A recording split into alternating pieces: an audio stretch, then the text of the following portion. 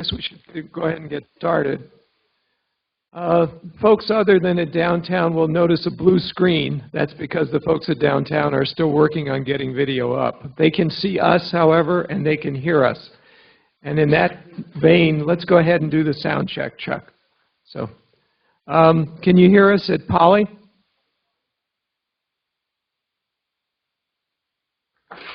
Yes, we can hear you. Okay. Poly says yes. Can you hear us out at West? Yes, we can. Okay. Downtown, can you hear us? Yes, we can. Can you hear us? Yep, we got you. Okay, so that takes care of the sound check. Now I guess we should do the clicker check. So you want to go ahead and put up the questions, Chuck?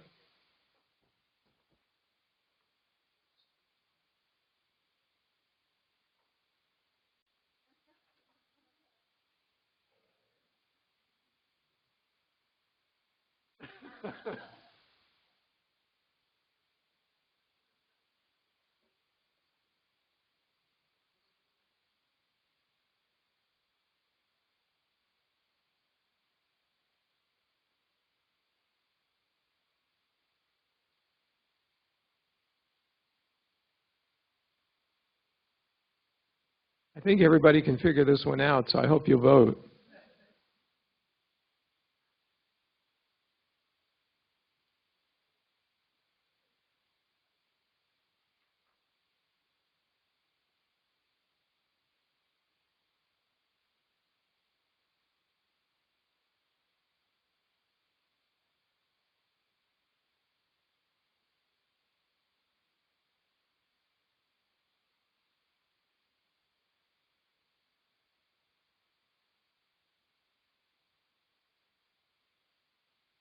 Okay, why don't you go ahead, Chuck, unless you think we'll get some more.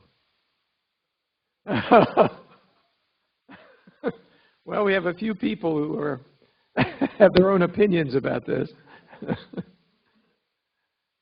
Did we get something from everybody, Chuck? Okay. All right, so now the second question, right?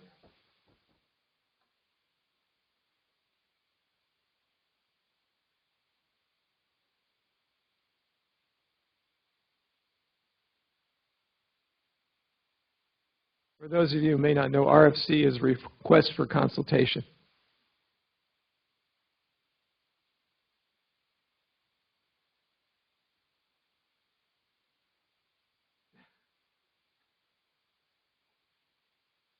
We've all taken multiple choice exams, so everybody's got a strategy, right?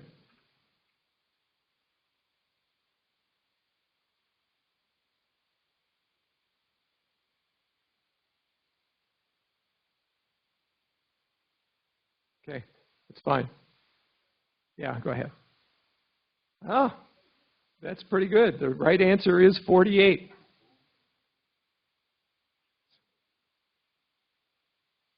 It's been an active year, needless to say.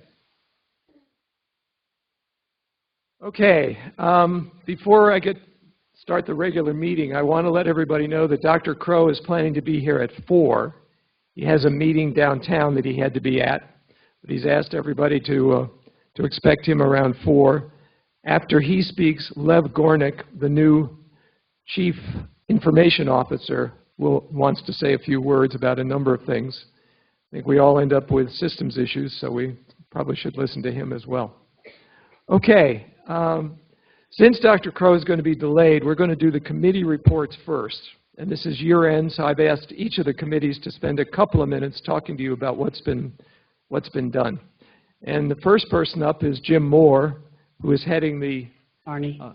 Yes. Actually, we have Jeffrey Wilson first. Ah, you're right. Yeah. I apologize. Jeffrey? Jeffrey talked to me, but my memory isn't what it used to be, so go ahead, Jeff. Jeffrey, by the way, for those of you who don't know, is the faculty athletic representative.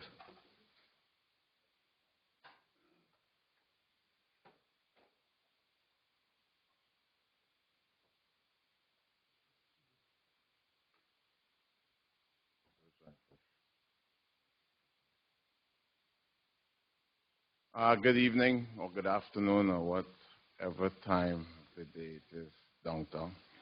I'm happy to be here. Each year I get an opportunity to come and let you know about the state of affairs in athletics based on academics. In case you don't know, I'm the faculty athletic representative, and my role is not to hire and fire coaches. My role is to make sure that the athletes have what it takes to make them successful in the classroom. And that's what I want to report on you today. Some quick numbers, that nice takeaway. We have about 109 graduates in 2016-17. We had about 34 in the fall. In case you don't know, the athletic department has about 625 student athletes. So if you divide that by 4, you'll get an idea about how many will be ending each year. We boast about this year, we have had a GPA. Last fall, we have had a GPA with a female student at 3.39, and all the women's teams were above 3.0. The men are still catching up, as you know, usual. We men aren't very smart. The GPA is 3.0, but they are improving, and you have 6 teams where above 3.0. I want to shout out a little bit of thanks, because when I reported to you last time, we had some challenges and things are getting better. With the help of the Provost's office, in particular, Deb Clark and Fred Corey, and with people in the Honors College, this didn't happen by chance. This happened with a whole lot of people involved from all the different departments, but I just wanted to point out these 3 cases where I deal with from time to time. Just to give you a little idea what's going on with on the national front, we are working with 2 big issues right now. One is transfer policy. As it stands right now, a student athlete can't just say, I want to transfer and be allowed to transfer. In the Pac-12, at times we'll allow you to transfer to anywhere except the other 11 schools. Over time, the public comments have really reached out to NCAA and so on. And so now one of the policies that we're looking at, one of the transfer policies, is allowing students a certain amount of time to say to a coach, I would like to leave and go someplace else. Obviously, that has, by the time a student say, I want to transfer, you know that marriage is already broken. And so what we're trying to work on is how we can let this happen in different ways and protect the student athlete just in case he or she changes their mind. Another thing that we're working on is eligibility. Once I declare that I want to go to the draft, I'm a basketball player, football player, whatever, and I decide I want to go to the draft. I may feel that I'm good, and then when the draft comes, I'm not that good. Right now, they cannot come back to school. They cannot come back to school. And so we are working on, that doesn't make a lot of sense. Why don't you let them come back to school? And if you have no place for them, why then don't you let them transfer and go to whatever school may have a place for them? So those are the 2 big issues that we are working on this year. I wanted to share something with you. You read in the newspaper, no doubt, about a week or 2 ago. And I got up and some of you do text me and some of you do email me. And that morning, a lot of people emailed me and said, what is going on here? How can these players lose their scholarship? Well, I thought that I should take a few minutes and try to explain what goes on. When a player has a scholarship, that player has the right to academic privileges and has a right to the team. However, if he or she and the coach, if that is broken, the coach has the right to say, you cannot play on this team anymore. But that's where it stops. The coach cannot say, you don't have a right to do your academics here. The scholarship is about academics. And if they try to do that, the student athlete will be told that cannot happen. They will appeal and they will get their scholarship back. And what I do at that time, I will have a committee. Some of you in this room have served on those committees. and where we understand, let the coach and the athletic department know that that cannot happen. So when but what was said was really said out of context. This has happened every time we hire a new coach. The coach comes and say, I have, my standards are quite different to these standards. And so what we do at that point in time, I will sit down with the coach, as I did with Coach Herman Edwards, and I did with the last soccer coach and all these other coaches. This is the deal. We understand you didn't recruit these kids. We understand all of that. But this kid has a scholarship not given by the athletic department, but given by the university. The other point I want to make is that I want to thank many of you in the room who's part of our faculty ambassador program. The coaches reached out to us and asked if somehow the faculty could be involved more in the recruiting.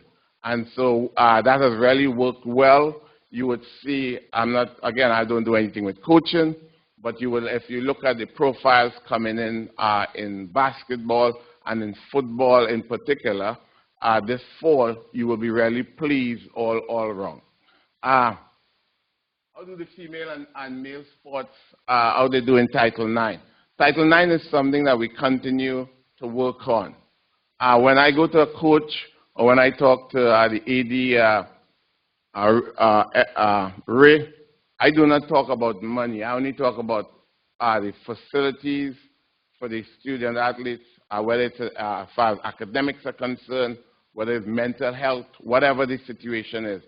The fact that they don't have money is, I'm blinded to that. I'm supposed to be blinded to that. So something like Title IX, we have to get the coaches, like the Charlie, the basketball coach, and Hurley, the men's basketball coach. Those are things, if they make different salaries, that's not what Title IX is about. These things have to come up. The facilities for both teams must come up to a certain standard. Now, on one hand, and something I didn't think I would have enough time to share with you today, but I want you to understand that in athletics, if you add up all the, and I'm not here an advocate for athletics, I'm here telling you about what goes on from the student side and how it impacts the student. If you add up all the money from the men's sport and all the money from the women's sport, you will see that the football team is the one that really carries the burden, and in many ways. And if ever you want a discussion offline, I'm happy to tell you what I know, because I'm supposed to be representing your interests, which is the academic side, in front of the athletic department. And then finally, we have a video that I understand that because I was tardy in sending it along this morning, you know where you could see that quickly. And so, but there's a nice video that's been the student athletes did. It's about mental health. One of the big things at Washington State University recently, the quarterback, one of the quarterbacks committed suicide. And when those things happen, we take these things seriously, knowing that these things could possibly happen anywhere. No school is free from such things. And so we went out, they went out across the 12 campuses, and we here working with SAC, they have a very nice video. So if you could get some point in time to look at that video, the password is ASU. When they ask you for the password, just say ASU. You would be really impressed. And that was, no faculty is in it, so don't feel bad. But you'll say, oh, that's a great job done by the student athletes are the ones that came together. I was there in the meeting where they were discussing, and the people from the health area came in and asked what you guys want to do, and so they did that. And then one last thing, with all of these mental histories going on, we are going to have, we already have good services, and I don't say this because the provost is sitting there and is, this is the truth. I need to tell you the truth. We have one of the best set of services mental health-wise in the Pac-12. Unfortunately, I am the president of the council of the Pac-12 this year. I say unfortunately because it's just, as you know, what it is to be a president. So unfortunate. So, and if you have any questions, I'm happy to take that right now. So, any questions from downtown? No questions from downtown. Okay. From West? No questions from West. From Poly? No, thank you. And I don't see any at Tempe. So, Jeffrey, I think you're excused. Thank you.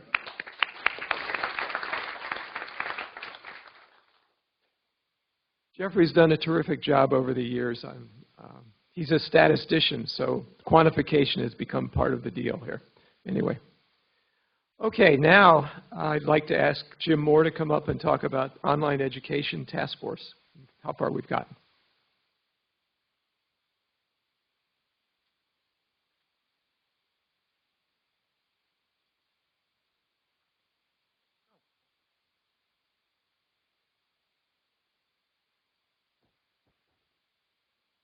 Oh, good.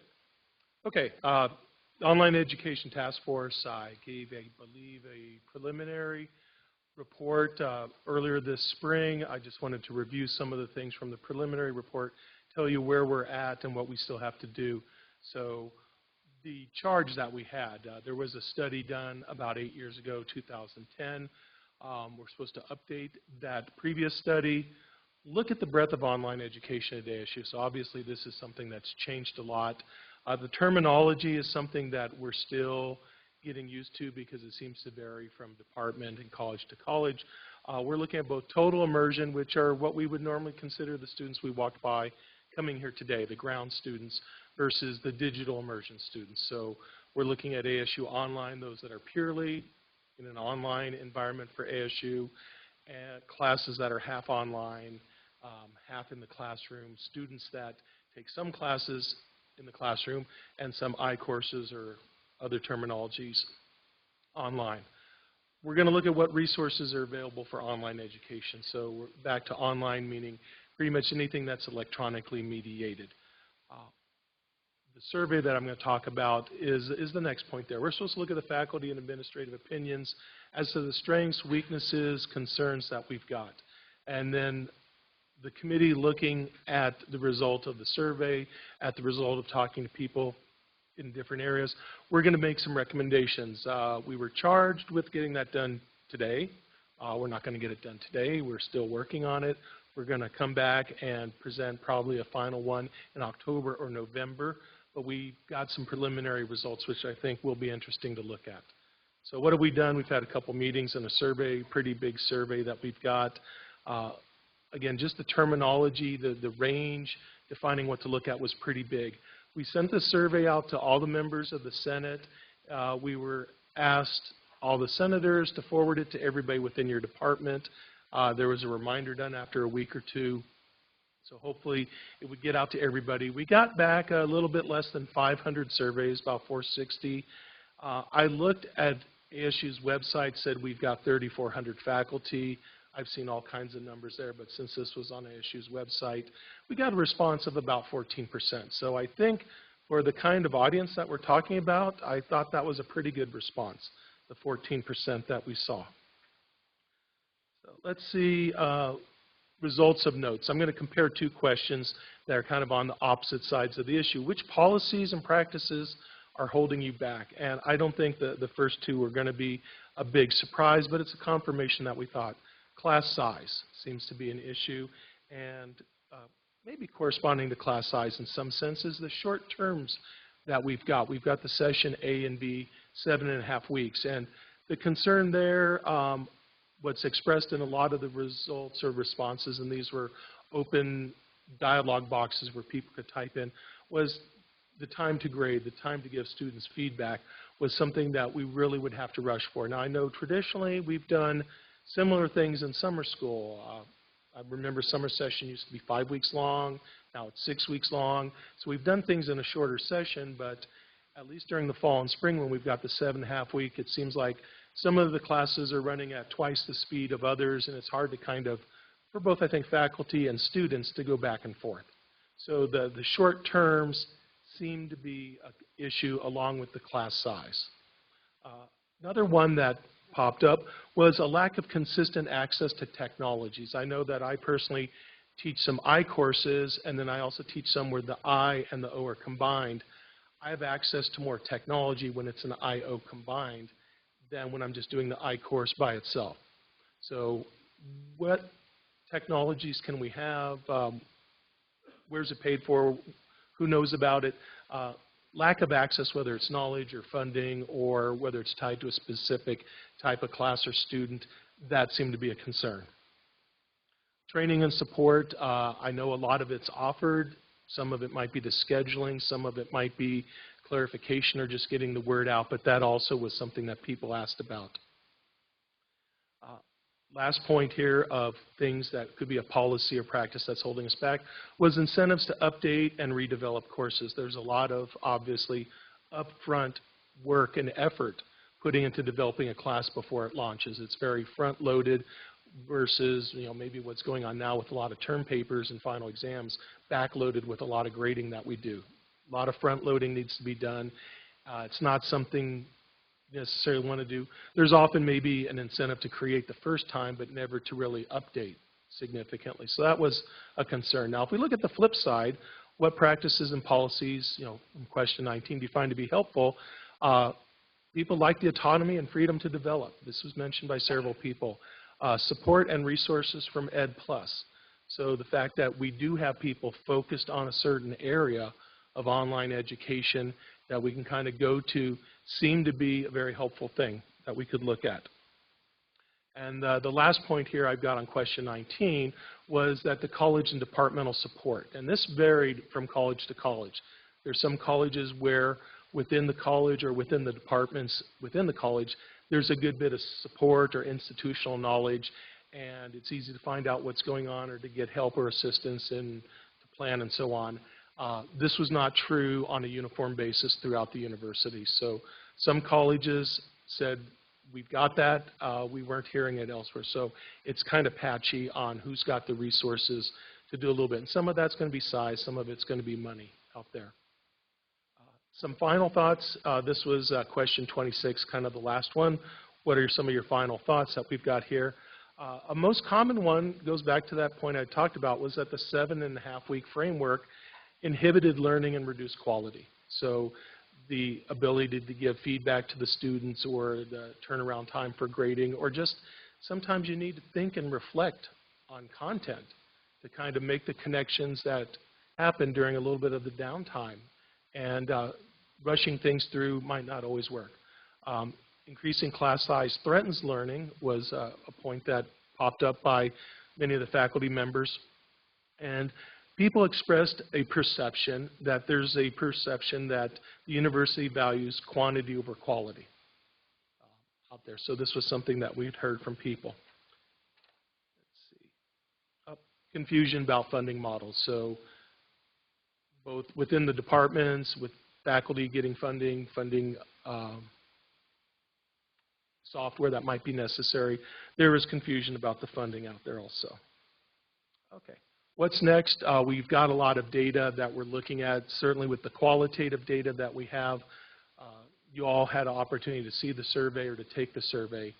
So you might remember there is a lot of kind of fill-in-the-blank stuff. So looking at both the answers and also who was giving the answers. I haven't really broken this down by colleges or type of faculty level within the colleges, if there's going to be some kind of difference, but kind of looking at what I think people were going to be most interested at the beginning was what we presented. So over the summer, we've got people looking at different aspects of the question. There's going to be a lot more analysis going on. We're going to meet again in the fall, and sometime in October, November, we're going to present the final report with recommendations to the Senate, to the faculty body here. So, any questions?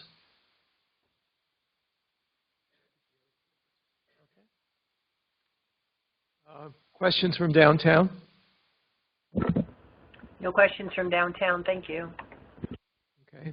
Polly? No questions. West? No. Okay. No questions. And I don't see any at Tempe at this point. So thank you, Jim. Thank you for the work that you've done. This was something that I was concerned about particularly, and I'm glad that you're doing it. Okay, next up is the Personnel Committee, Becky Ladd.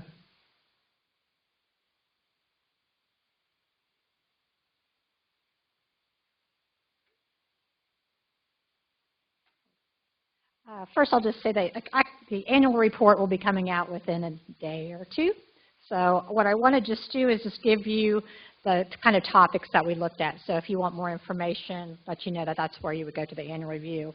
So remember those 48 RFCs, our group did 7 of them, at least, the ones that I'll be talking about.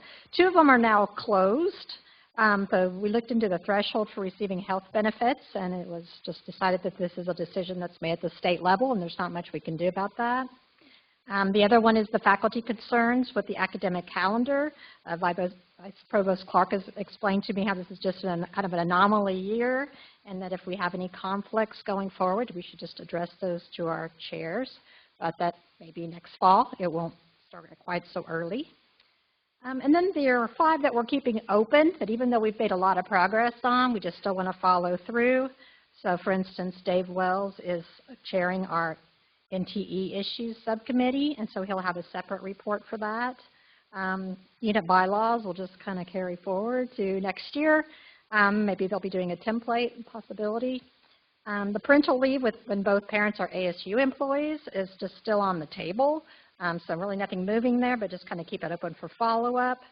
Our committee was tasked with looking at merit pay raises, and we wrote a letter to President Crow. It was well received, so we just wanted to kind of follow up and see what comes of that.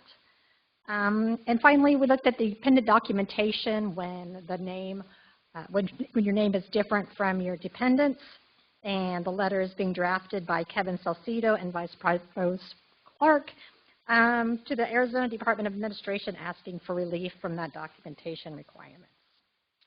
Any questions?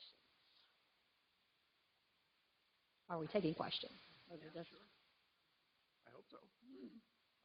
Questions from West? Anybody?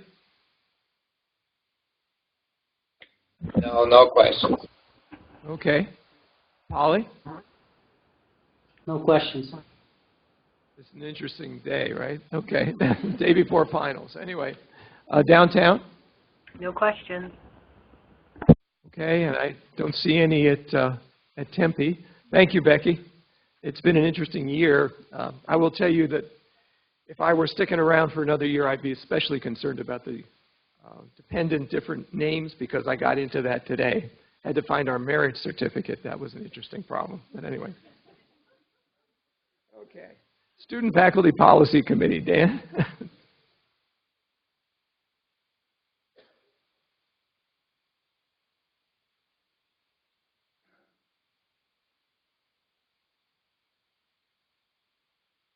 Well, good afternoon, guys.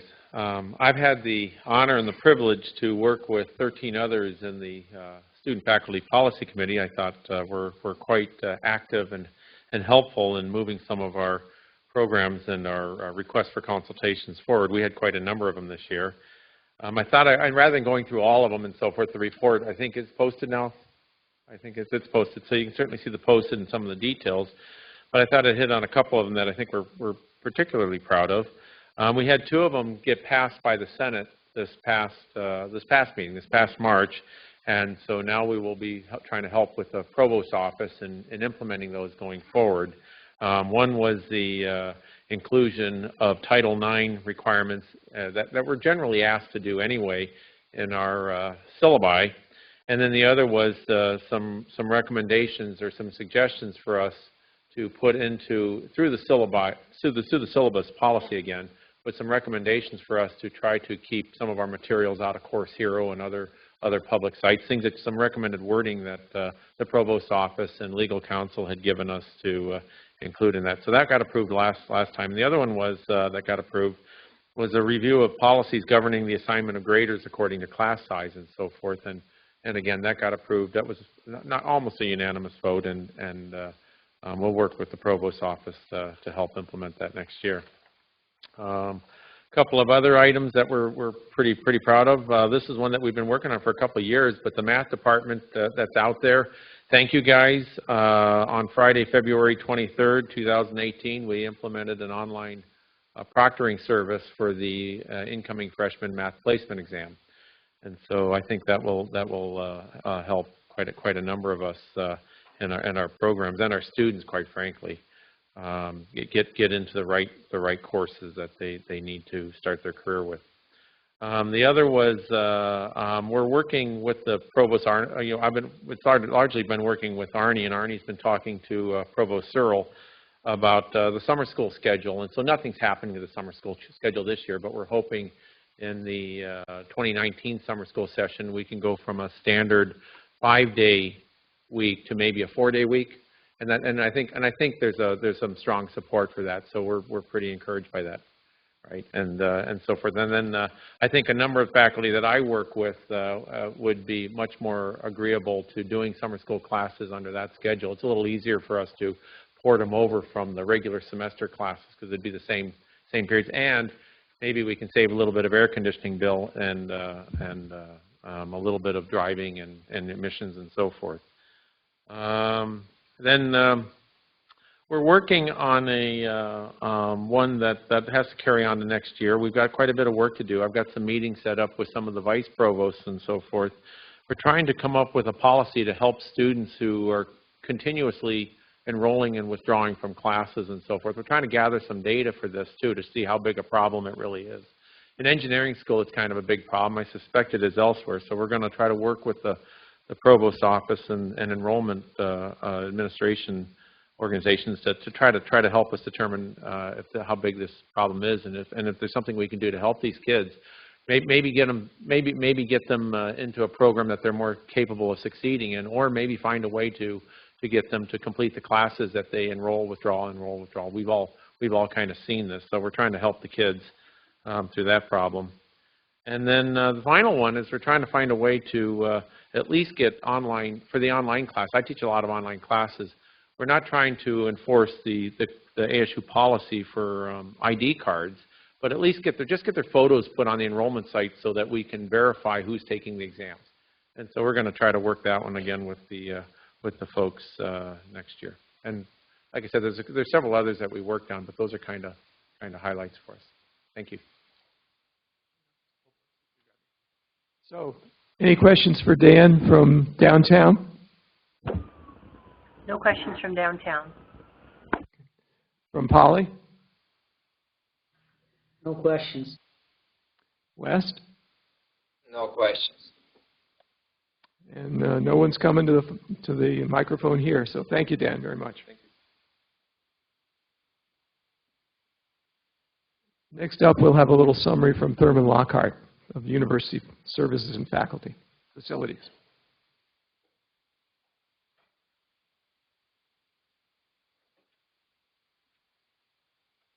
Hello, everyone.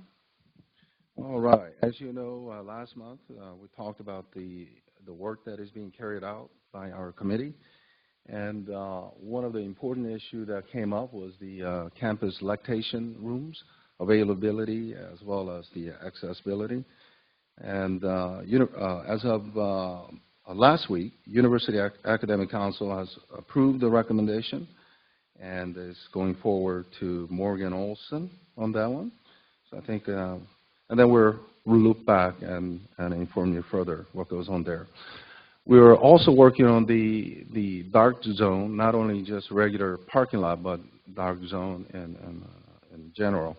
We have completed the Polytechnic parking lot. We have begun the west parking lot, and we're going to be continuing this effort throughout the year, actually, because the lighting requirement actually changes throughout the season, as we find out.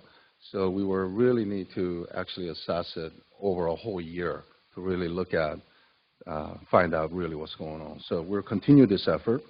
Another effort that we're going to be continuing is the maintenance issue. And we talked about the liaison type of program that are available. And we'll dig deeper a little bit and find out a little more information for you guys to come out and talk and find out what that liaison program is really all about. We still don't know what that is, actually. And so I think there's a lot to be figured out there. There's an emergency video that is being developed, and I think we're almost done with that. So we have completed most of this test, and we'll continue forward next year as well. That's all I have. So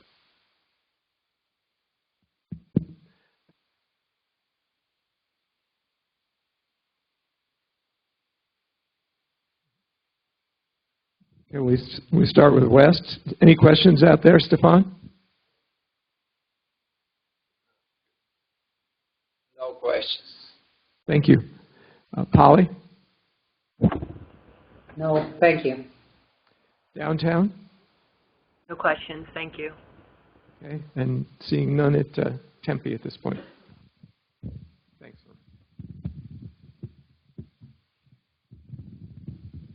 Okay. Last is, okay, yeah, let's figure that out. Okay. Thank you. Now we have Greg Stone, who's going to talk a little bit about research and creative activities.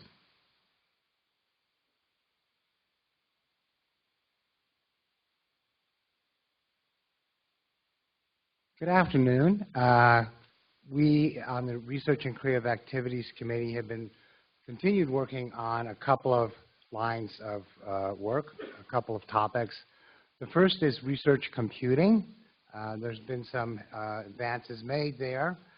The hardware for high-performance computing has been upgraded, although there's still a ways to go. And actually now there are hours for all members, I believe, of the Academic Assembly, if not exactly that, pretty close. And also, we have been collaborating, also the research computing has been consolidated so that it's all now under the auspices of OCAD. And so we're doing this, we started this semester as collaborating with the Research Computing Office and trying to focus now more on the user needs. And we're talking about doing a survey next year to try to determine these needs.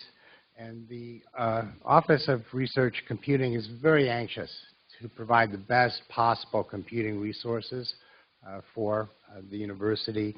And what we want to do is really kind of provide the user perspective, help them do things from the perspective of the user.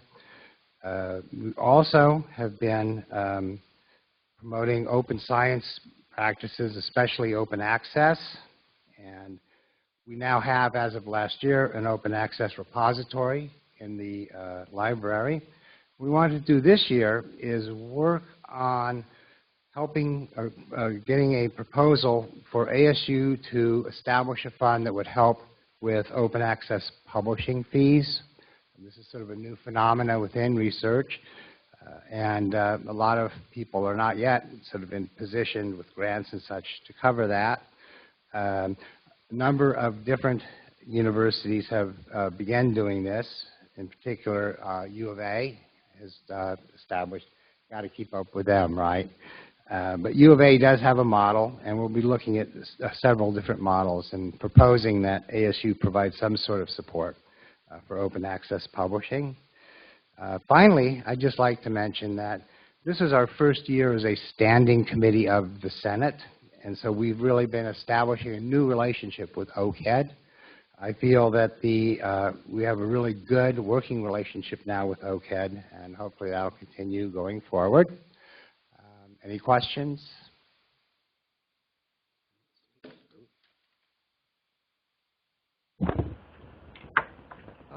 Any questions from Polly on open access or other? No question. Okay. West? No questions. Downtown? No questions. And seeing none at Tempe. Thank you, Greg. Appreciate it. The last committee report will be with Chris Kaselka, who is runs our committee on committees, and she's out at Poly. So. Good afternoon, everyone. Here are some key activities from the Committee on Committees this past year. First of all, the committee helped staff the University Senate Standing Committees last August, including the University Services and Facilities Committee, Personnel, the Student Faculty Policy Committee, Committee on Committees, and others. Thank you, Senators, for serving on these committees. In preparation for the spring Academic Assembly elections, the committee received nominations from the Academic Assembly for Campus President-elect, as well as nominations for the grievance committees, the Committee on Academic Freedom and Tenure, Governance Grievance, and Academic Professional Grievance Committees. I'd like to thank the members of the committee for their efforts in recruiting faculty and academic professionals to stand for election. This is not an easy task to do, and they did a great job. The Academic Assembly was recently polled regarding their interest in serving on the committees listed, those that appear on the provost roster of boards, committees, and councils. These committees involve faculty and academic professionals from across the university. This information was received and it was forwarded to the Provost's office for further consideration. The committee also organizes and oversees the spring Academic Assembly elections, and voting begins tomorrow. Thank you first to the candidates who were willing to stand for election. Several are in attendance at the meeting today. The Academic Assembly elections take place between April 24th and April 30th. The assemblies will be electing new members of the grievance committees as well as campus president-elect. So watch your email tomorrow. You will receive the announcement that voting online is live, and you'll also receive instructions for voting.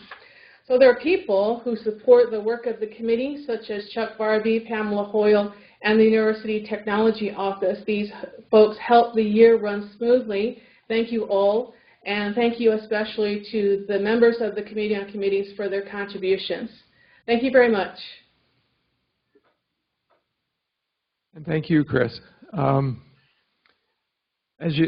me emphasize again, the elections start tomorrow, and that's an important thing to do.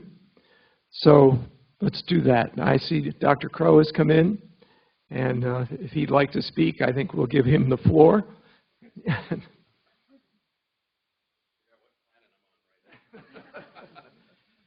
Not all of you out there, so I have to figure out what planet I'm on first. So thank you, and let me just say that what I hope we can do today in just a few minutes is get a sense of the fact that not only is the university performing very well in all of our functions, I think that goes without saying, so I won't spend much time on that. What I will say is that the world that we're operating in is really changing rapidly. And what I mean by rapidly, let me just give you a little story. So a counterpart of mine, a guy by the name of Mitchell Daniels, former governor of Indiana, former director of the Office of Management and Budget, former president of a big pharmaceutical company, Eli Lilly North America. He's now the president of Purdue University. And so he went to his faculty some time ago and said, you know, I'd really like to build a modern land-grant university. I'd like to take the spirit of Justin Morrill, the congressman from Vermont who during the Civil War, after 5 tries, got the Morrill Act passed in July of 1862. President Lincoln signed it right in the middle of the Civil War to create a grant of land from every state, or from the federal government to every state, to pay for the building of a college for the sons and daughters of farmers and mechanics, working class. Nothing like that had ever been passed before. Nothing like that had ever been created before, and no colleges were devoted to those people with a couple of minor exceptions. And so President Daniels went to his faculty, unlike the ASU faculty, and said, I'd like to develop ways in which we can teach across the state, ways in which we can reach anyone, ways in which we can engage anyone. And he got a resounding no. Now, Purdue's a great school, make no mistake about it, with great extension offices in every county and so forth, but he got a resounding no. So he said, I wonder what I should do. So he decided, quite unusually, and so if people think I'm radical, I didn't come back and say, well, I've gone ahead and bought a for-profit university. So he acquired Kaplan University, which was a subsidiary of the Kaplan Educational Services Company, which is Kaplan exams and Kaplan this and Kaplan tests and Kaplan training and Kaplan whatever. And so he went ahead and acquired them. His faculty was not very happy with him. Like, what? We don't really want a for-profit university inside this university, and so many of them were understandably concerned. And so he said, well, no, we're not going to keep it as a for-profit university. Now, the story I'm giving you, if I had told you this story 5 years ago, you would have said that I had, taken up drinking, which I haven't. And so, but nonetheless, it's a true story. So then he decided, well, what I'm going to do with this for-profit Kaplan University is I'm going to turn it into a not-for-profit. And I'm going to attach it to Purdue University. And I'm going to change Purdue University's ability to reach the breadth of learners. So sure enough, he starts this process. And even before he starts that process, the entire leadership of Kaplan University, they make a beeline to one institution to meet. And where would that be? Well, that would be to us. So we have a meeting with them. We have a discussion with them. We learn a little bit about how they're thinking and so forth. And we learn that they are heavily involved in educational services and other kinds of things, but they don't do what our online programs do. They're in a different kind of niche. So then he proposes to the Higher Learning Commission. Most of you know who they are. They are our university-wide accrediting authority out of Chicago, which we've just been recently reaccredited by for 10 years, a couple years ago, and very good review, in fact, without comment, which was a fantastic review on the part of them, of our institution.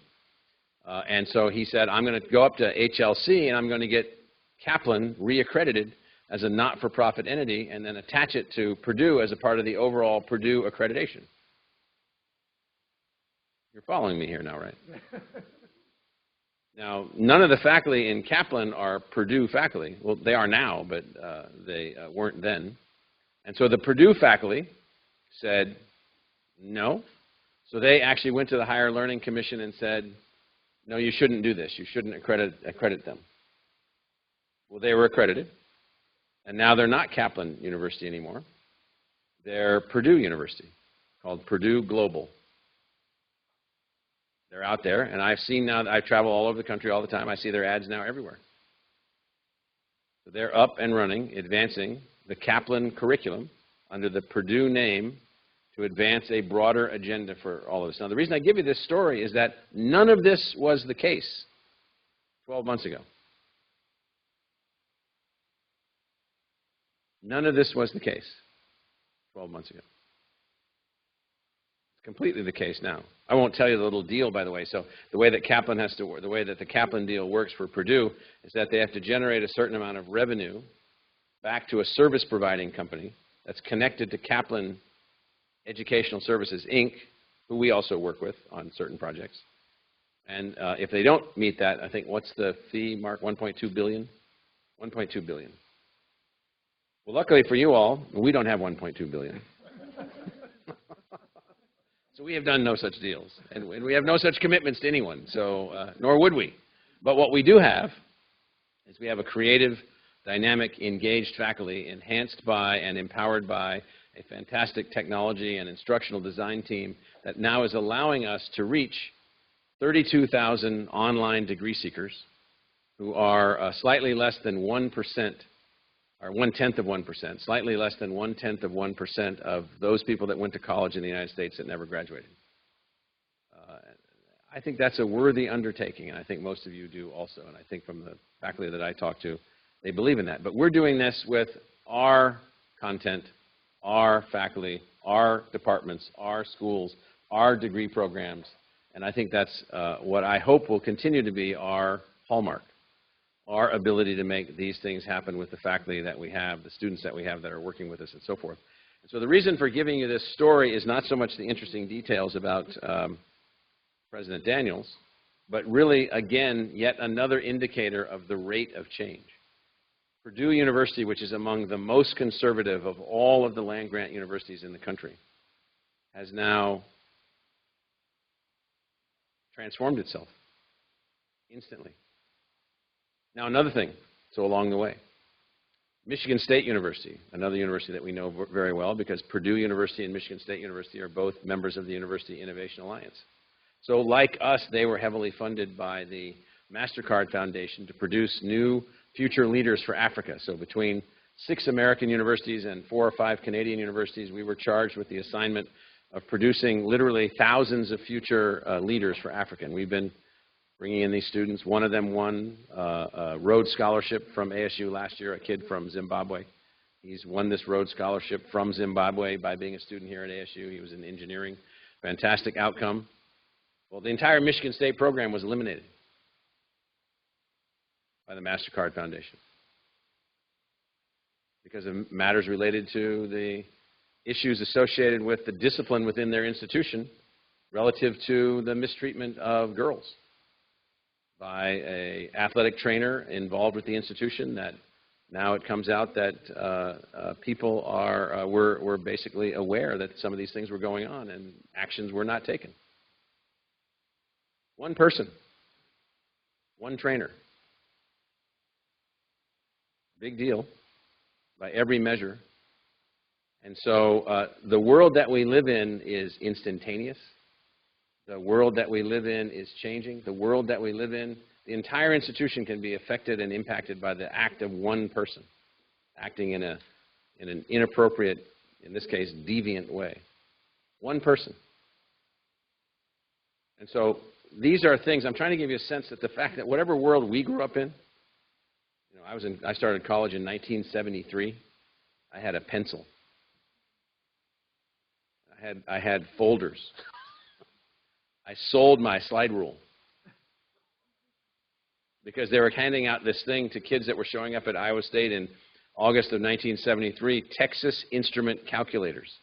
And I was like one of the first ones in line, and they gave me one. And then I had a scholarship that allowed me to buy another one. And then some guy said, you know, kids overseas need your slide rules, $5. I had paid a lot more than that for my slide rule, but. And so the world has changed so much. So the message that I have for you is that speed of change, speed of communication, speed of social transformation, speed of cultural change, speed of required and necessary changes in behavior and outcomes and so forth. We can't be sitting back and just thinking somehow that, you know, all these things are just going on around us. All of these things have gone on around us. They're going on within us. They're going on within our institution. We're bombarded every year. Well, in August, we'll receive 20,000 plus new students. 12,000 new freshmen, thousands of new transfer students, and thousands of new graduate students, not including online students, all coming in with a completely different expectation on all fronts. Appropriate conduct of a faculty member, appropriate conduct of a university, the use of technology, way of learning, how to learn, what to learn. Now, you might be thinking, like, what is he talking about? I'm trying to get you to understand that things like that, who would have thought a year ago that the president of Michigan State would be out, that they'd be losing grants, losing funding, that any of these things would be even possible? Well, you might say, you know, maybe, but not likely. And so my message to everyone today is just this notion of, here we are, we're out a bit also. We're out, our ship is out to sea in a positive sense. Large-scale student body, very diverse student body, culturally complex institution, large numbers of learners, heavy engagement with our society, unstable political support. No model yet. There's no model right now for the support of higher education in Arizona. There's investment. I take nothing away from the hundreds of millions of dollars that we get from the state every year. Thank you very much. Thank you. But there's no model. There's dynamic pressures. Teachers saying, we've had enough. How many of you would have predicted last year that teachers in Arizona would be leading a political drive to secure additional support for themselves, not even through their organizing unions, but through grassroots structures and grassroots organizations? No one in this room, including me, would have predicted that. No one. And none of us can predict the outcome of any of this. And so the point is in all of this is that even as this body deliberates, as you guys go through all the things that you go through, as we go through what we think of as our semester schedule, and we're thinking maybe about what we might want to do, you know, for the spring semester of 2019 and all these other kinds of things. Well, I can't even tell you what the world will be like in the spring semester of 2019. But what I do know is that if we sort of keep our cool, stay focused on our knitting, as they say, as my great-grandmother used to tell me, stay focused on your knitting, Michael. Okay, Granny. I called her Granny. If we stay focused on our knitting, if we keep our cool, if we continue to evolve, continue to be true to this objective that we're working toward, I think we'll be fine. But I just want to keep telling you that, at least from my perspective, the numbers of things going on, the changes, the dynamics, the forces that are happening, the things that we can't even predict at all levels are such that we need to be, what's the word that they used in that one Aliens movie when they were on the surface of the planet and they were nearly all about to be killed? Oh, stay frosty. Stay frosty. Some of you are saying, I have no idea what that means. Just look it up. Urban Dictionary, stay frosty. Well, I can't tell you for exactly what it says in Urban Dictionary because you never really know. Sometimes it's pretty bad. But anyway, so what I want to do is just make sure that folks know that things are changing really, really quickly. There are some schools for, oh, here's an example. So last week, without naming them, but the oldest college in the United States, their strategic planning committee chair, for at least part of it, emailed me and said, a group of us would like to talk to you. You guys seem to be off on a different journey over there in Phoenix. And so back here in our part of eastern Massachusetts, on the river that we sit, named for the King of England, I think the one that got his head chopped off, King Charles I. And so we need insight, because here's what they said. We're feeling nervous. Guess what happened to them? This would be Harvard. Guess what happened to them last year? Their endowment got taxed. $40 million plus per year. Their graduate assistants and our graduate assistants almost got taxed. That's just the beginning, depending on political outcomes. And so they're feeling anxious about their disconnection from the rest of the country. They're feeling anxious. Why would the oldest institution of higher education feel anxious? Democracy is a funny thing. Turns out people win elections. And then they start moving forward with their views, the ones they put on the table before they won. And those views are moving forward. People are speaking. And so we live in that world. And I just have this, it's not a constant refrain. I apologize if it seems like a constant refrain. We're not quite ready for all of this. We're not quite ready for this speed yet. We're not quite ready for these kinds of things. And so, having said all of that, we're fighting in the legislature. We had a few fights you might have heard about along the way. You haven't heard anything about those lately. That would indicate that somehow the views that we had prevailed.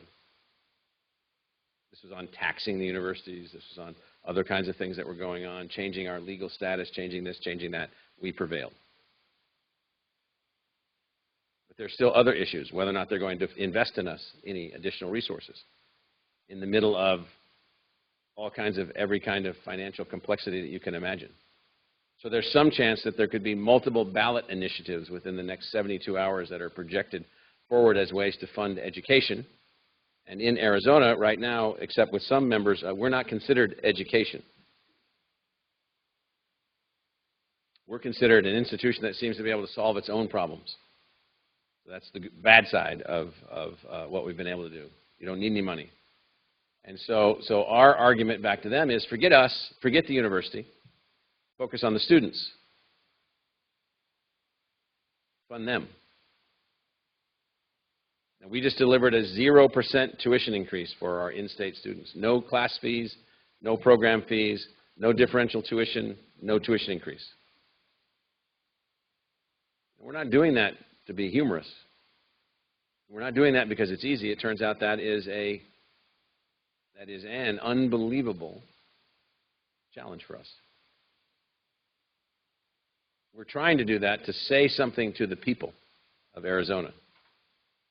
We understand that our institution has to do everything that we possibly can do to deliver to your families, in the spirit of a public-purposed institution, access to a world-class education at the lowest possible cost.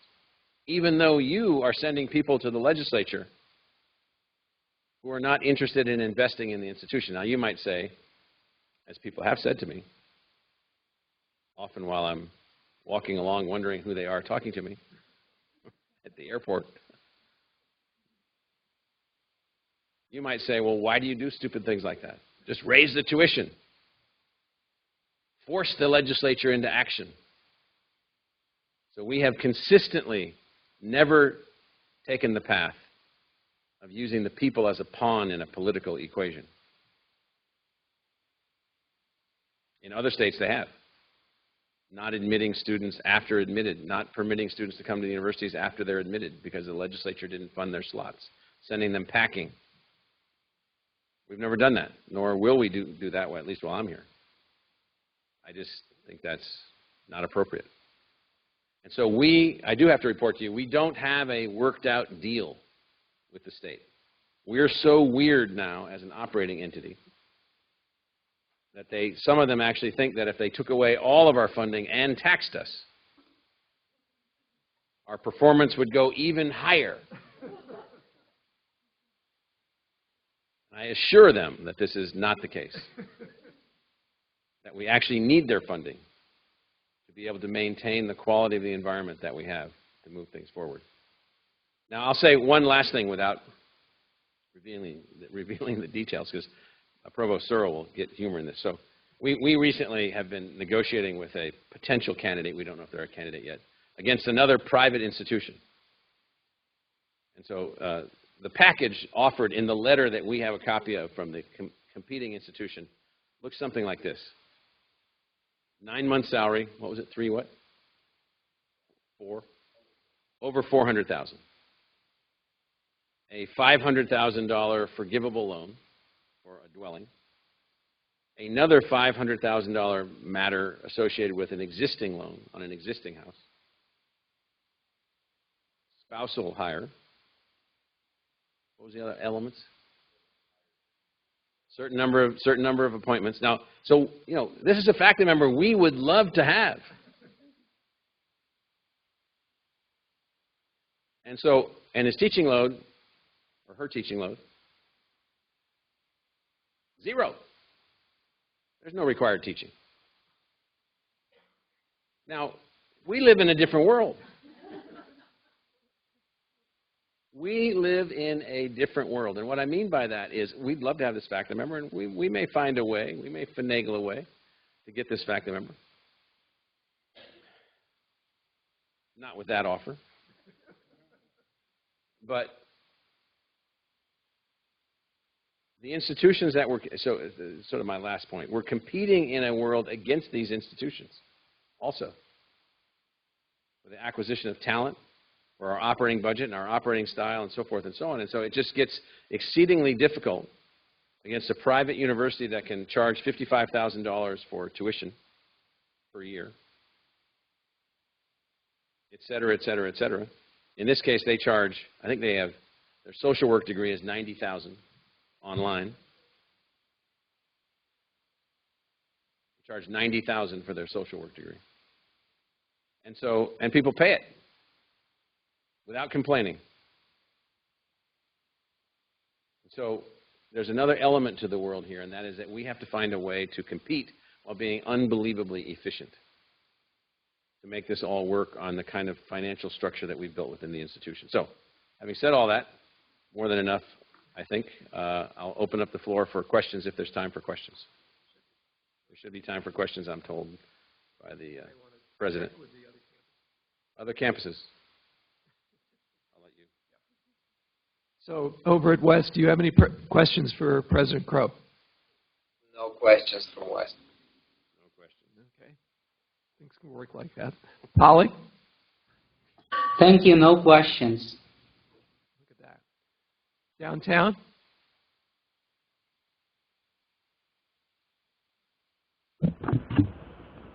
Questions No from questions downtown? down. Okay. Thank you. No questions here. Yep. I can't let you get off that easy. Okay. I'm Dave Wells with CISA, and I heard you this morning. I want to congratulate you for being able to tell the Mitch Daniels story different ways, and actually, because I don't got to hear the same story again, and you told it a totally different way, Yes. and it was just as equally enticing. Yes. Now, different audience. Now, I had a meeting at 10:30, so I couldn't stay to ask you this morning. You were talking about the fundamental challenges in terms of being innovative and finding new revenue sources. And I'm currently the chair of the subcommittee for non-tenure eligible faculty, who really are the bedrock of ASU Online. Mm-hmm. And right now, and it's something I've said before, the university provides $83.33 for every credit hours. Back to the unit. At the unit. Yeah. And that's delivering the instruction, which is 1/6 of the book rate. I don't know what the discount rate is for ASU Online. But for my unit, I asked how many credit hours we actually delivered, because our unit delivered last academic year more than 50,000 credit hours for ASU Online. The unit I represent, about 20,000. If we were paid $125, 1/4 of the book rate, it would have meant $2.3 million more for my unit. And my unit lost money last year, and it's caused a lot of issues. It's one of the things that I really think need to change if we're going to invest in the faculty who help make ASU Online excellent. So I think all of those are good points. And so you heard my answer this morning, or I think you heard it. I didn't hear your answer. My answer this morning to someone that asked a related question was that as we go forward, and the provost and I have talked about this, and the deans have been speaking with the provost, we understand that there will need to be an evolution of the model. So the model that we have is the model that got us to where we are, and now we're trying to go further. Each of the points that you made, the nature of the lecturers and instructors and others that are teaching some of, not all of, but some of these classes, the share model is a complicated one because we charge nothing for like other schools. We have no tax system within the institution charging back for the production of the content and so forth and so on. Now as we've built up content and we have more of a portfolio of content, and we have thousands of courses and tens of thousands of users and various audiences and so forth, what we are looking for are new ideas from the deans and from the units about new markets, new niches, new places, new engagements, new degree programs, and so forth. And we are open to differentiated financial models for those based on what the circumstances happen to be. Provost Searle, I don't know if you want to come up and say something about that. But I think each element of your question is fair in the sense of that. On the issue of what someone would have gotten if they had gotten a bigger percentage, we can all say that about all kinds of things in life. If I had been able to throw the javelin 40 additional feet, which I couldn't, I could have made it to the Olympic trials. Now, those 40, I mean, I couldn't do it. So.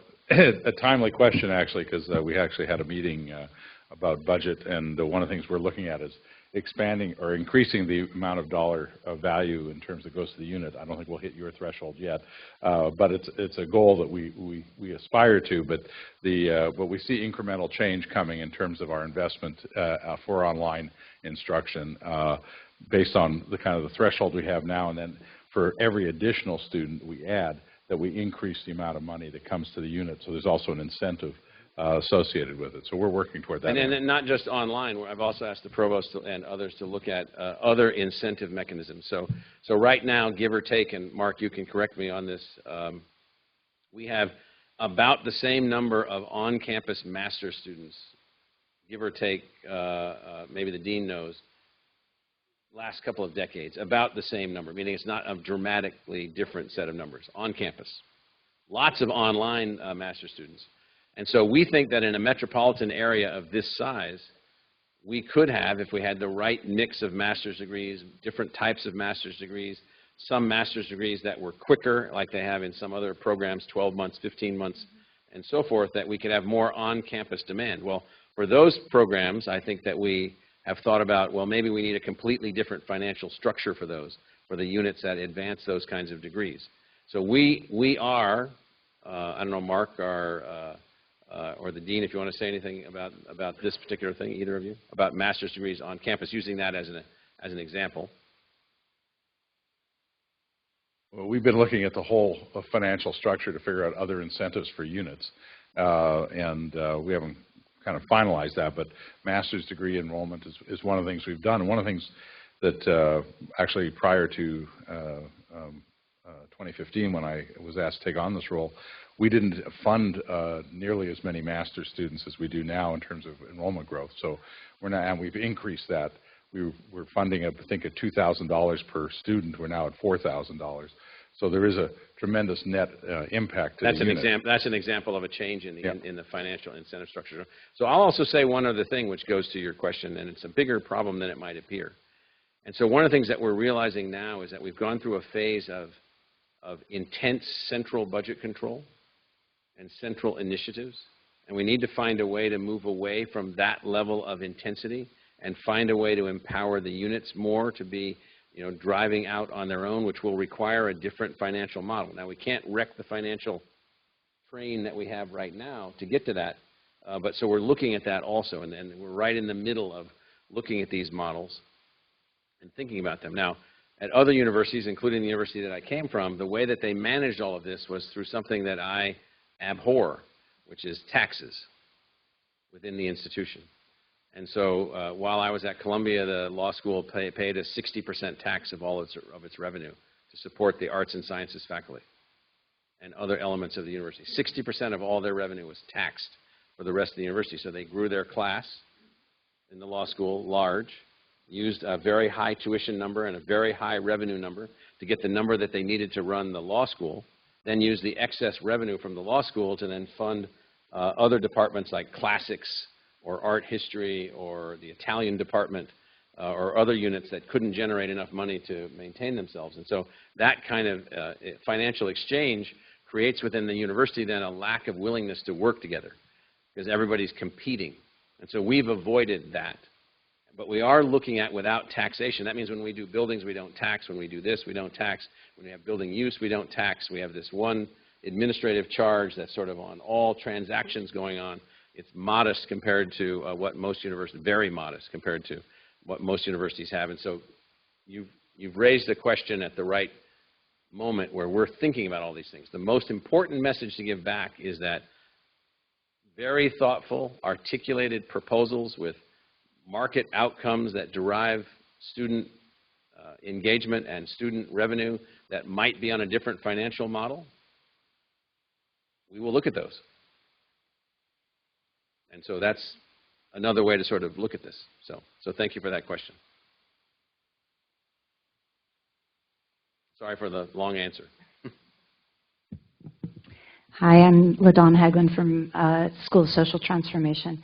I just am wondering if you can say a little bit more about the DACA situation and what ASU has planned in the coming months to try to address the reality of those students. So thank you, LaDawn. So the Supreme Court of the state has spoken, and it has said that without any complexity that we cannot charge the in-state tuition to DACA students. So DACA students are students here legally present in the United States based on the executive order of President Obama. That order has been extended and extended and extended. We have low hundreds, 300 or so. I mean, some are graduating. So 200 to 300 students in DACA status. Where we think that we're going to end up, and we're in the process of communicating with them as we speak, although we're arguing a little bit internally right now, mostly with me. There's no lack of interest or desire in doing everything that we can to be helpful to these Arizona high school graduates. And so one way for us to really push home who DACA students are is that if you're an Arizona high school graduate and you're legally present in the United States under DACA status, until just now you've had access to in-state tuition. Now you have access to tuition at what is our cost, so that there is no public expenditure benefiting your tuition. So it turns out we just had our cost of instruction audited. So plus or minus, our cost of instruction is $17,000 per year. So $17,000 per year is slightly more than 1.5 times the in-state tuition rate. So let's say that we'll probably come out and say then that that we'll have multiple tuitions. So we have a tuition for in-state students. We have a tuition for Arizona graduates Arizona high school graduates who are legally present under DACA status. That will be, give or take, $17,000. We have out-of-state tuition, which is closer to $30,000, and then we have international student tuition, which is right at $30,000, just over $30,000, right? So that's kind of the range. Now, for the kid who's here as a DACA student at the $17,000 level, we're going to apply the same financial aid rules to them that we would apply to any student from Arizona. It's just that their base tuition price is different. And then from non-public sources, we will then derive financial aid packages for those students to enable them to complete their degrees and move forward with their lives. And so we have raised money. We're continuing to raise money. We have private sources of financial aid support. We're out there raising more financial aid support.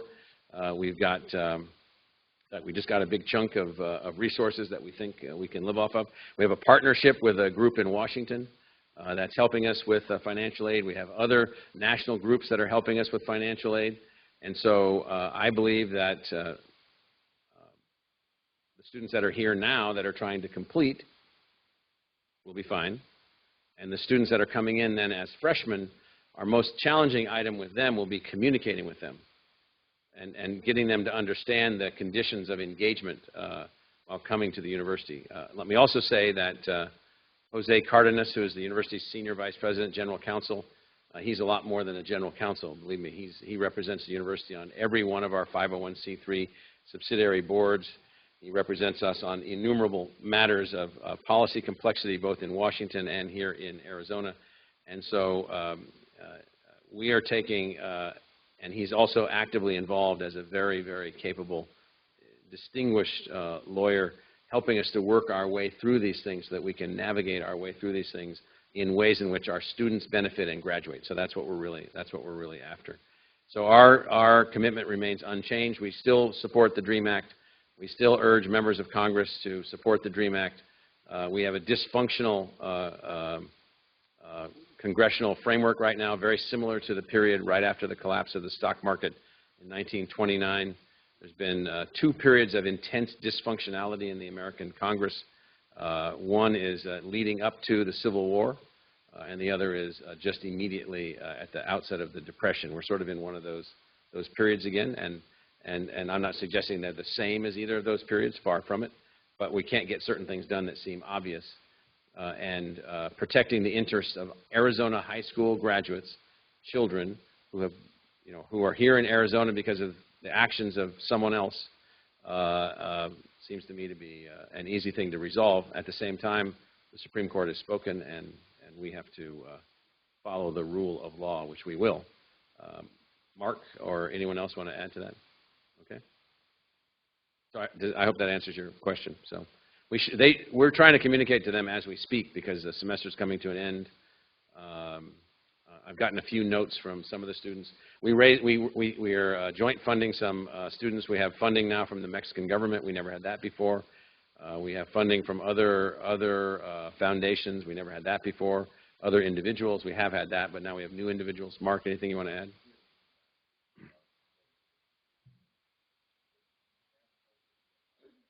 So 40 to 50 students, working with them, what's going on, circumstance. There is still a lot of fear in this student group relative to actions by U.S. government officials and others. I will say that I may have mentioned this to you before, we were very upset with some behavior by ICE officers, not related to undocumented students, but related to some other students, where they were sending inappropriate text messages to our international students who were legally here on visas. This was a different thing. And so we saw these messages, reacted with the full force of our legal brainiacs who work for us, and we got both an apology from ICE and a changed behavior from ICE. And so we're not letting our students free float out there just sort of on their own. These were basically, in my view, misbehaving, overzealous individuals operating on their own, thinking that they could get certain kinds of outcomes by harassing these students, which is what they were doing. These were legally present on visa international students attending Arizona State University. Now, that doesn't mean that we also don't work with ICE in the sense of, as we would work with any law enforcement organization, we would, but it has to be under the right terms, the right conditions, the right whatever. All right. Thank you. All right. Thank you. Yep.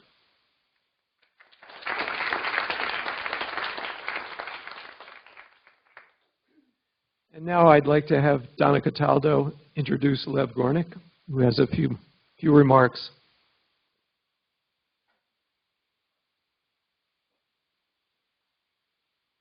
Thank you, Arnie. Good afternoon.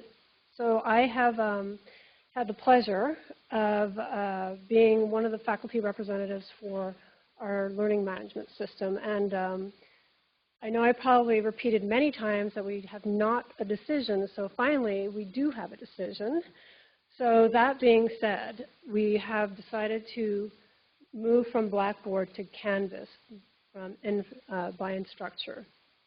And it was interesting in an email that our provost sent out, and all due respect said after a 20-month process. So I checked my email, and it was a 30-month process, which is good because honestly it gave us every opportunity to do several things. One, have a lot of faculty involvement because it really was a faculty-driven and academic-driven initiative. We had a lot of opportunity to have faculty kind of run Canvas and Blackboard in parallel. And both from large class sizes to smaller class sizes that really have a lot of more data-driven, heavy content, had a lot of success. And again, it really took us a lot of time to come to this decision. The key is you have over a year, which I know will come quickly. I believe we'll run in parallel June 30th, 2019. 2019, not June 30th coming up. So we'll have over 400 days to run in parallel, during which time you can port over your information. And I know Lev will talk a lot more about this, but honestly, after spending what was 30 months on this process, I really feel very confident that moving forward in our future, this is going to be a platform that will really support faculty teaching and our student learning, and just in terms of workload, really decrease some of the minutia that has been a problem with Blackboard, and just some of our predictable but really unnecessary kind of problems that we've had with Blackboard will now be wonderfully circumnavigated. So I will let Lev speak to more specific points and some of the things that I know we have coming up maybe over the summer for support. Okay. Thank you. Good afternoon, everybody. My name is Lev Gornick. I recently joined ASU. Yes, we have colleagues afar. Lev Gornick recently joined ASU to serve as the Chief Information Officer and the guy responsible for University Technology Office, as I like to say, Chief Bottle Washer. I wanted to share 4 developments. Donna was kind enough to kind of tee up the first, and I'm hoping if we have something in the way of a PowerPoint, I can actually help get you to your cocktails or to whatever it is that creating final papers, whatever the case may be. So if we go to the next slide. As Donna shared, after 900 days, whatever it is, something on that order, with support driven by the faculty, with support from the provost, and actually a collaboration by lots of folks in the UTO, we managed to drive through a very complicated negotiation. Obviously, ASU is a very big customer, and the technical details are not trivial for a cutover. And in fact, there will be no big bang in this effort, so as to make sure that we can scale without disruption. As Donna shared, we'll be running in parallel for the next 14 months. And there will be a staging process. In fact, if you want to, while many of you are online, want to just take a note of lms.asu.edu. You will see the lots of detail as well as a commitment to actually publicly sharing the schedule of prepared early transitions, as well as anticipating that there will be those for lots of good reasons who will be choosing to be later in the process. One of the fundamental issues around all key technologies is whether or not they are reliable and available. And Blackboard, for reasons that this campus knows better than actually most any other university in the land, knows that that was not always the case with Blackboard. I've had multiple conversations with the CEO and with his direct team, and made it abundantly clear that without operational excellence, the truth is that product did not really have an opportunity to credibly tell us where they were going. The most important part technically for the new product is actually that it is a fully native cloud product, which doesn't mean that it will never go down. It just means that there's actually a lot more resilience and diversity in the way it's been technically architected to actually support the kind of demand that ASU will place when 107,000 simultaneous users come mid-August, all on August of not this year, but next year, begin to start banging on wanting to enroll and do other services related to it. So again, I think you will see in lms.asu.edu lots of information regarding the process. As Donna shared, the provost circulated a note on Friday informing deans of the decision and those faculty colleagues who were part of the process. And today we officially share with you that development. I'm going to briefly go over a couple of other things that you will see begin to change. It will impact the lives of faculty going forward. We'll just go to this piece here. Another decision that was well underway by the time I arrived in November was a commitment to a new financial system. Our financial system ran on a state-procured mainframe computer that the governor shared. He feels like every morning at 7:45 he kicks hard in order to turn it on. Those were his words. And ASU was one of the customers, one of 7 customers on that environment.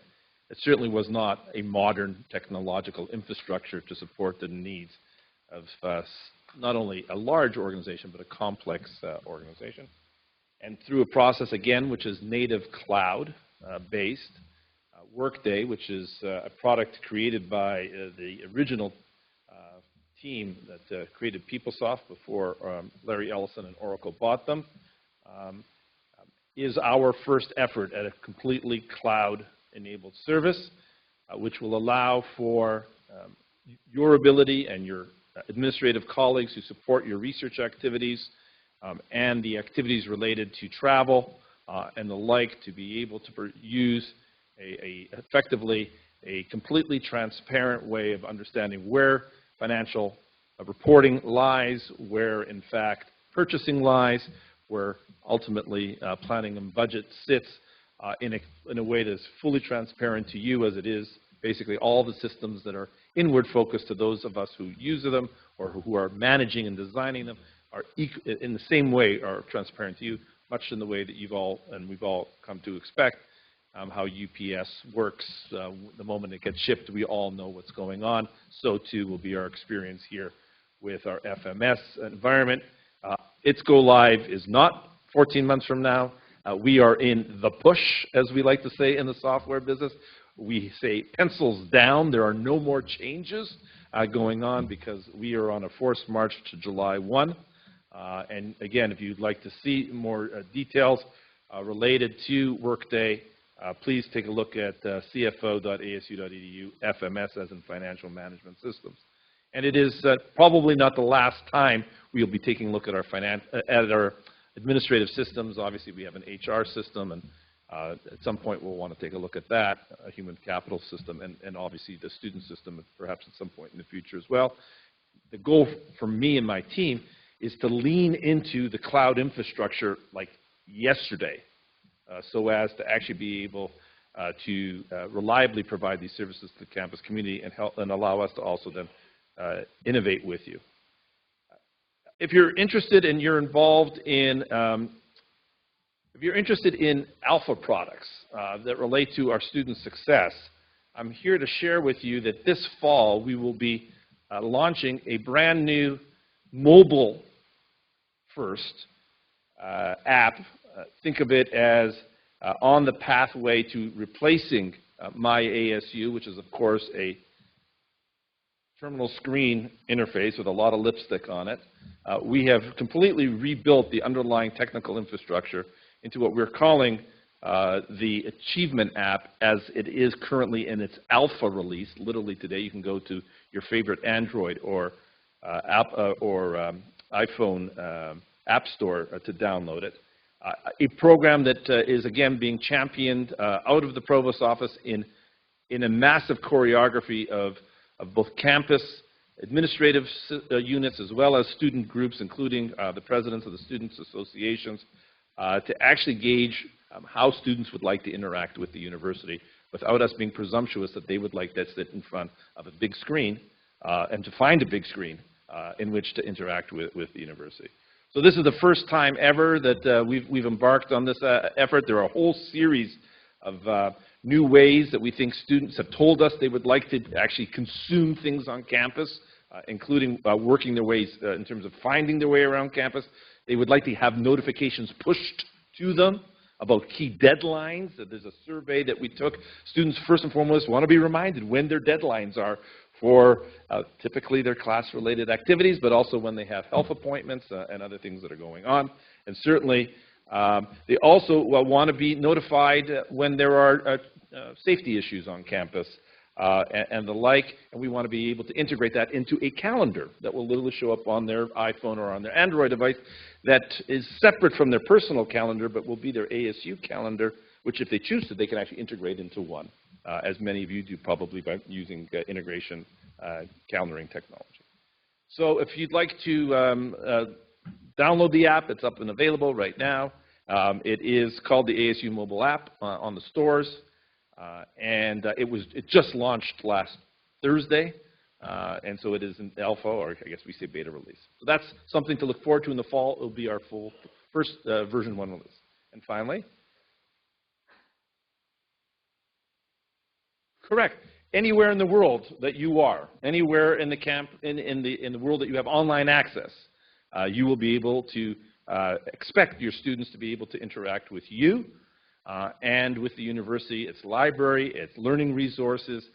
Canvas is now being mapped to it, so we expect that. You'll know that a lot of My ASUs click through to something else. Again, I think you'll see that our intention here is to build something that natively feels like a mobile app rather than click through, click through, click through. And finally, it would not be the end of a CIO presentation on things coming if I wasn't going to remind you that there are ongoing efforts to make sure that the environment within which we operate are secure. This is a huge issue. On any given day, we have over 650 million incidents in the form of attempts to hack into our environments, one way, shape, form, or other, probe. Our job is to maintain as safe an environment as we can at 5 layers of security to which we control.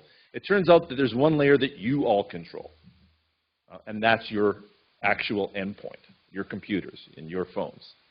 So again, we anticipate in this next fiscal year to actually launch an effort to get about 30,000 access points secured in an environment which hopefully balances the need to remain supportive of both your academic and your personal freedom to do that which you please, and at the same time protects you and thus protects us from making sure that our environment doesn't become compromised to the acts of machines out there that are controlled by bad actors around the globe. Again, We have spent time, I have spent time with the University CISO, speaking with and working with the deans to prepare them for this activity, and I wanted to bring it to your attention here so that, again, in the fall, it's one of those back-to-campus experiences, we will start working on that activity. Again, there is a place to actually learn a little bit more, which is the cute little named website, getprotected.asu.edu. And happy to obviously come back next year and address the Senate on these matters, or perhaps an opportunity to also share with you work underway to project out a 1, 3, and 5-year plan to attend to the mission-related work that the technology organization wants to contribute to the university going forward. And I believe that's it for my prepared remarks. Thank you. Ordinarily, we would ask Mr. Gornick to stay for questions, but we're running a little late, and apparently the only reason I still have this job is I can keep meetings on time, so we're going to do that right now. The next part of this agenda is my report. I ordinarily would have a few other things to say, but I just wanted to, since this is my last meeting, I wanted to first thank all of you. And I also wanted to thank in particular Chuck Barbie, Pam Hoyle, and the committee chairs, because those are the folks who do the work. And just as part of my effort, I just wanted to thank them before I say anything else. A couple of things that have come up that have not been covered today. One is that Dr. Crow has agreed to respond in writing to the salary letter that was put out by the Personnel Committee. I think that's a really good opportunity. You can all hear, you've all heard the complicated financial situation we're in, but I think that Dr. Crow will find a way to at least let us know what's going on. Other than that, I would just say that Morgan Olson has agreed to take a look at the lactation room issues. He's also responded to those kinds of questions. Wednesday is Denim Day, for those of you who don't know. Denim Day is the day that we all are recognizing the issues of sexual violence, and I would hope that you would recommend to your faculty members to deal with that. You can either wear denim or there are actual denim labels around. And finally, we can expect, I think, that the general education issues, online education issues, and non-tenure eligible issues will go into next year. I think there's been a good effort to try this year, but I think that the Senate will need to stay involved, and I'm going to turn that over to Donna Cataldo. Okay, there's some formal things we do need to do. So we need to do first read for new business for CAPC, and I'm going to turn it over to Carolyn Harrison.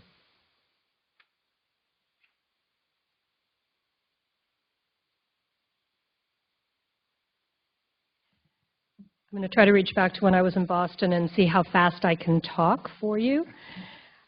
First of all, just to let you know that to date, CAPC did take a look at 64 program proposals, and we now have another 24 I'm about to read for you today, for a total of 88 proposals that we have looked at, discussed, and sent on to the Senate. And I want to personally thank the committee for all the work that they have done. So the following 24 proposals will be discussed at the CAPC meeting on Thursday and brought back to the Senate for a vote next fall, I guess the end of August. So if you have any concerns, questions, please get them to us before Thursday so we can make sure we have the right people at the CAPC meeting. So there is a request from the College of Health Solutions for the disestablishment of an academic unit, Department of Biomedical Informatics. Request from the College of Health Solutions for the disestablishment of an academic unit, International School of Biomedical Diagnostics. Request from the College of Health Solutions for the disestablishment of an academic unit, School of Nutrition and Health Promotion. Request from the College of Health Solutions for the disestablishment of an academic unit, School for the Science of Healthcare Delivery. Request Request from the College of Health Solutions for the disestablishment of an academic unit, Department of Speech and Hearing Science. Request from the College of Liberal Arts and Sciences, School of International Letters and Cultures for the establishment of an undergraduate certificate, Globalization and Culture. Request from the College of Nursing and Health Innovation for the disestablishment of a graduate certificate, Community and Public Health Practice.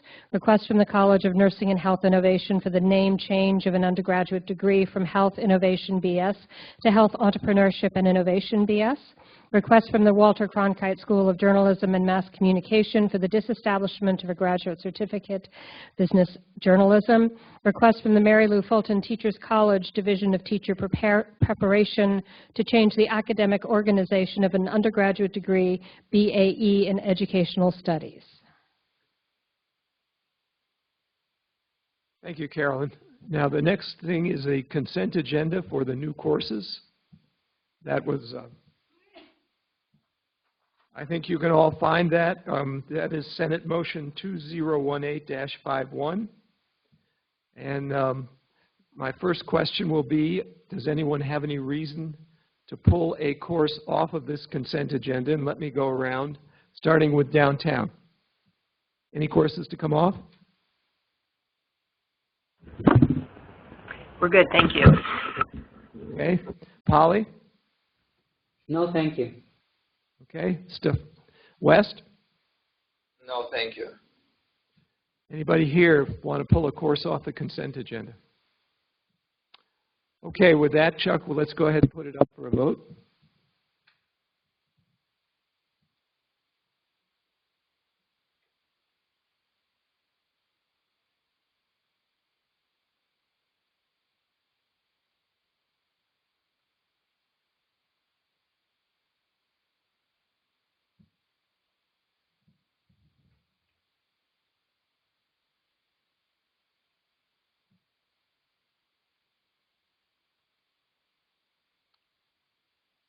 Okay, I think you can go ahead and, very good. The consent agenda passes, so all the new course proposals are approved. Now, I'll turn it back over to Carolyn. The following course proposals were all approved at the last meeting of CAPC and are presented as a consent agenda to the Senate today. Request from the College of Liberal Arts and Sciences, School of International Letters and Cultures for the establishment of a graduate certificate, Spanish language pedagogy. Request from the College of Liberal Arts and Sciences, School of Historical, Philosophical, and Religious Studies for the establishment of a graduate program, MA in World War II Studies. Request from the College of Health Solutions, Department of Speech and Hearing Science for the establishment of a graduate certificate, Communication Disorders in Multilingual, Multicultural Populations. Request from the College of Health Solutions, Department of Speech and Hearing Science for the establishment of a graduate program, MS in Auditory and Language Neuroscience. Request from the College of Health Solutions, School of Nutrition and Health Promotion for the establishment of a graduate program, MS in Medical Nutrition. Request from the College of Integrative Arts, Sciences and Arts, Ira A. Fulton Schools of Engineering, Polytechnic School for the establishment of a graduate program, MS in User Experience. Request from the College of Nursing and Health Innovation for the establishment of a graduate certificate, Acute Care Pediatric Nurse Practitioner. Request from the College of Nursing and Health Innovation, graduate programs for the establishment of a graduate program, MS in Interprofessional Care Coordination. Request from the College of Public Service and Community Solutions, School of Criminology and Criminal Justice for the establishment of an undergraduate certificate, Correctional Studies. Request from the College of Public Service and Community Solutions, School of Social Work for the establishment of an undergraduate certificate, Domestic Violence and Evidence-Based Practice. Request from the Walter Cronkite School of Journalism and Mass Communication for the establishment of a graduate certificate, Digital Audiences. Request from the Walter Cronkite School of Journalism and Mass Communication for the establishment of a graduate program, MS in Digital Audience Strategy. Once again, I'll go around the campuses and ask if there's anybody who needs to pull one of these off the consent agenda. Let's start out at West. Nothing from West. Okay, Polly? No, thank you. Downtown? Nothing from downtown. And I don't see anybody here, so let's go ahead and put the consent agenda up for a vote.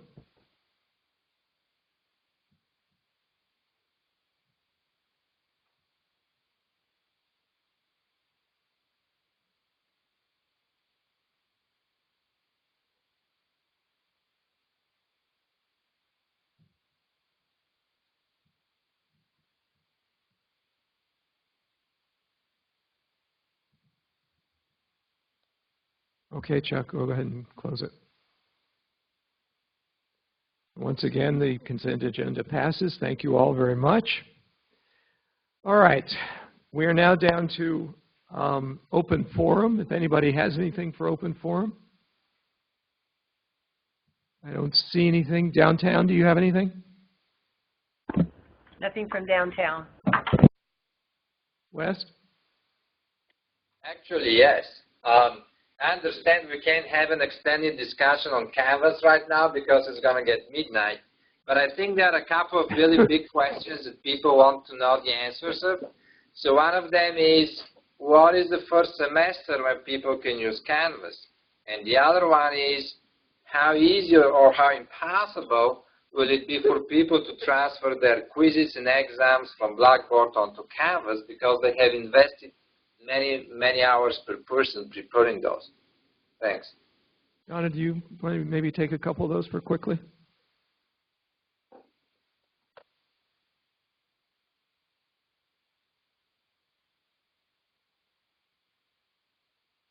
I'll try to answer a couple of those. I do appreciate that, having been here for 17 years and created over 12 classes online myself. So you can become an early adopter, meaning that you can start as soon as the summer if you want. And that's, I know that right now UTO is in the process of hiring people to help support faculty. I know that the success rate of porting over from Blackboard to Canvas has been over 80% successful, to include your assignments and quizzes and exams. Of course, it's not always going to be entirely seamless. There will be some growing pains at spring semester, so think of it as like spring cleaning a little bit of your courses. But I know that there will be a lot of support on each of the campuses, that there will be workshops. I know that they're setting up for the summer for people who do want to adopt early, but if your comfort zone is to kind of slowly port them over the course of the next year, that is absolutely appropriate. That there are going to be, again, expanded staff to help with that process as well. And like I said, for those that have had the opportunity to kind of, or who volunteered to work with both Canvas and Blackboard, they've had good success over the last couple of years in doing that process. I know I myself will be an early adopter and will be working on that myself this summer just to make sure that I can also serve as another point of contact to give a heads up on where some of the pluses and minuses occur during the process. But what other question was there that I may have overlooked? Yeah, you answered them both. Thanks. Of course, of course. Yeah, I know it's going to be a lot of change, but I swear it was slow change from this process. Okay, open forum from anybody else? Okay, this is my last Senate meeting. So with that, I can only say it's been a pleasure. One thing I've told people many times is I've asked, before I took this job, because I was going to retire last year, before I took this job, I asked 5 different previous presidents what they thought, and every one of them said it was really a wonderful job. I'll now be number 6 if anybody asks. So with that, I'm going to turn the gavel over to my successor, Donna Cataldo.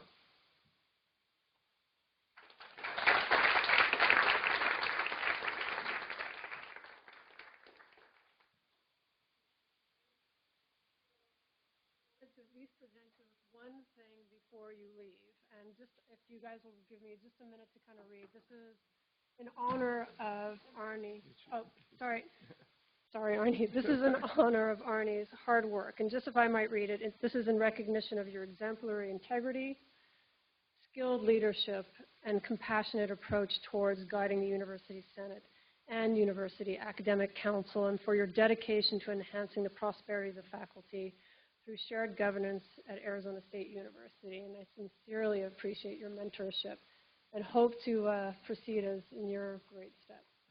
Unless you want to stay one more year. No, I've already tried that. Oh, My all right. wife is not interested. Thank you so much, Arnie. Thank you.